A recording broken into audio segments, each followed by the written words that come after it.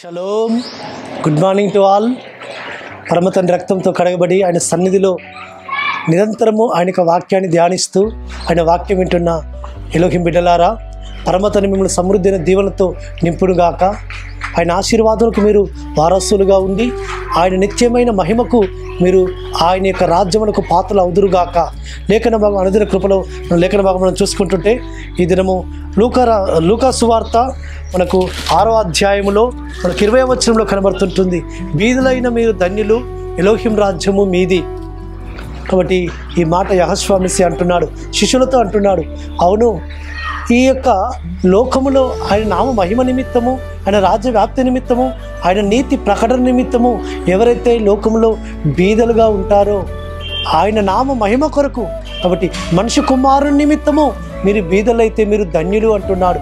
కాబట్టి ఆయన నామ మహిమ కొరకు ఈ లోకంలో బీదలుగా మనం ఉంటుంటే వారిని పరమతండ్రి ధన్యులుగా చేస్తున్నాడు, వారిని పరలోక రాజ్యం అంటున్నాడు. చూడండి, బీదడైన లాజరు ఏ విధంగా ఆయన యొక్క నీతిని నెరవేరుస్తూ నీతి వస్త్రముల చేత ఆయన సన్నిధిలో పరిశుద్ధంగా పవిత్రంగా నిర్దోషిగా కనబడుతూ వచ్చాడు. అవును, తినడానికి తిండి లేదు, ఆయనకు కట్టుకోవడానికి గుడ్డ లేదు. ఆ ధనవంతుడైన ఇంటి వాకిట ఆ ధనవంతుడు పడేసే ఆ యొక్క రొట్టె ముక్కలు తినుకుంటూ ఉంటున్నాడు. కాబట్టి అలాంటి లాజరును కూడా పరమతండ్రి ఆయన యొక్క దూతల చేత కొనిపోబడ్డాడు. ఆయన యొక్క అబ్రహాము రొమ్మున ఆనుకొని సంతోషిస్తున్నాడు పరలోకంలో. కాబట్టి ఈ లోకంలో ఆయన కొరకు జీవిస్తుంటుంటే మనం సర్వము కోల్పోయినా, ఈ లోకంలో ఆయన కొరకు మనము జీవిస్తుంటుంటే మనము ఈ లోకంలో మనల్ని చాలామంది తక్కువ చూపు చూసినా, అవును మీకు ఏముంది, మీ వెనకాల ఏముంది ఆస్తుంటే, మన వెనకాల సర్వోన్నతుడైన సర్వాధికారైన సకల సంపద గని అయిన యెహోషువ మెస్సీ మనలో ఉన్నాడు, యెహోషువ మెస్సీ మనతో ఉన్నాడు. అది చాలు మనకు. కాబట్టి ఈ లోకంలో ఆ పరమతండ్రి మనల్ని పోషిస్తాడు, మనల్ని సంరక్షిస్తాడు, మనకు కావలసిన ఈవులన్నీ ఆయన అనుగ్రహిస్తాడు. కాబట్టి ఆకాశ పక్షులు చూడండి, ఆ విత్తవు కోయవు. కాబట్టి ఈ లోకంలో పరమతండ్రి బీదలైన వారి కొరకు ఒక భాగం ఉంచి పెట్టాడు. వారిని పోషించడానికి కావాల్సిన అవసరతలన్నీ కూడా ఆయన చూసుకుంటాడు.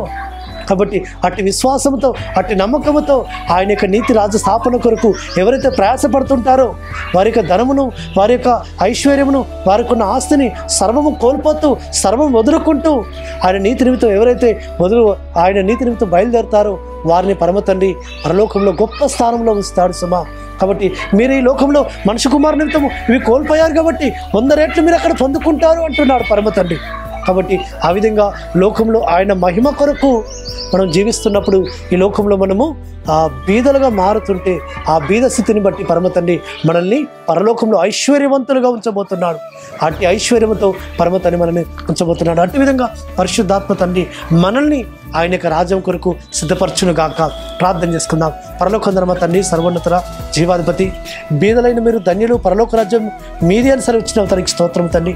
అవును తండ్రి, నీ నీతి కొరకు, నీ ధర్మం కొరకు, నీ నామం కొరకు మేము జీవిస్తున్నప్పుడు ఈ లోకంలో బీదలుగా ఉన్న ఆ స్థితి మాకు ఎంతో గొప్పదని మీరు వాక్యంతో మీరు బలపరిచినారు. ఆ మాటలన్నీ కూడా మా హృదయంలో ఫలింపచేయమని ప్రార్థిస్తూ యెహోషువ మెస్సీ నామమున స్తుతించి ప్రార్థించి వేడుకుంటున్నాము తండ్రి. ఆమేన్. సర్వోన్నతుడు సర్వాధికారి జీవాధిపతి యెహోషువ మెస్సీ కృప కనికరము నిరంతరం తోడుగా ఉండి మనల్ని బలపరచును గాక. ఆమేన్.